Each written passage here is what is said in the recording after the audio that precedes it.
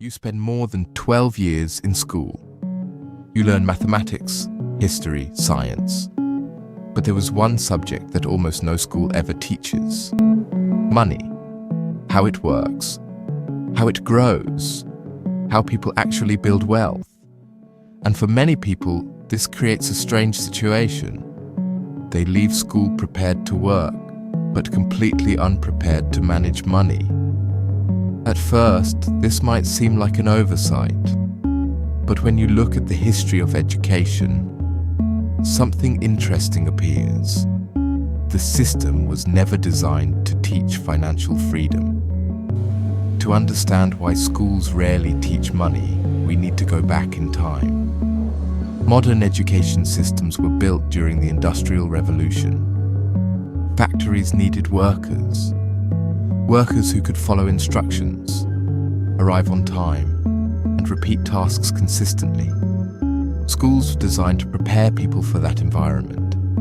Schedules, authority, standardized testing, all of these structures mirror the industrial workplace. But there was one thing the system never focused on: teaching people how money actually works. School teaches people how to earn money, but it rarely teaches how to grow it. Students are trained to build careers, but not to build assets. They learn how to work for income, but not how to create income without their time. And this difference becomes extremely important later in life. There are 3 financial ideas that almost no school ever teaches. Yet these 3 ideas shape the financial lives of almost everyone. The first idea is assets. Most people grow up believing wealth comes from working harder. But wealthy individuals understand something very different. Wealth is usually built through assets. Assets are things that produce income over time: businesses, investments, ownership. Yet most students leave school without ever hearing this concept explained clearly. The second idea is investing. Money that simply sits still slowly loses value, but money that is invested can grow over time. Through compound growth, even small amounts can eventually become significant. Yet millions of students graduate every year without understanding how investing works. The third idea is taxes. Taxes influence almost every financial decision adults make. Yet most people first encounter taxes only after entering the workforce, without preparation. At this point, something surprising often happens. Even highly educated and intelligent people often struggle with money. Doctors, engineers, lawyers, people who spent years mastering complex subjects suddenly find themselves confused when dealing with finances. And the reason is surprisingly simple. Financial intelligence is different from academic intelligence. Schools reward memorization. Financial systems reward understanding. Schools reward correct answers on exams. Money rewards good decisions over long periods of time. And those are very different skills.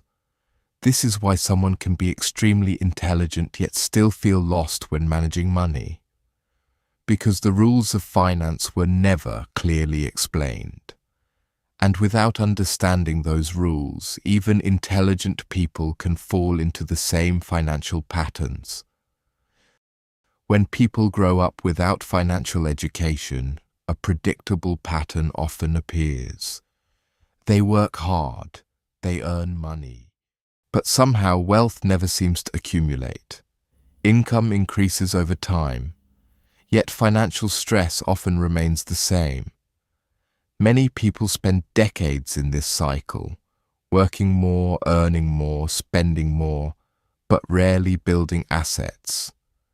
And the most surprising part is that this pattern often affects highly intelligent people, because intelligence alone does not guarantee financial understanding. Financial knowledge is rarely taught. But once someone begins to understand how money actually works, something powerful happens. Their entire perspective begins to change. They stop seeing money only as something to spend and begin to see it as something to build with. Income becomes a tool to create assets, a tool to create freedom over time. And slowly, financial decisions begin to change. Instead of asking, "What can I buy with this money?" they start asking a different question. How can this money work for me? And this raises an important question.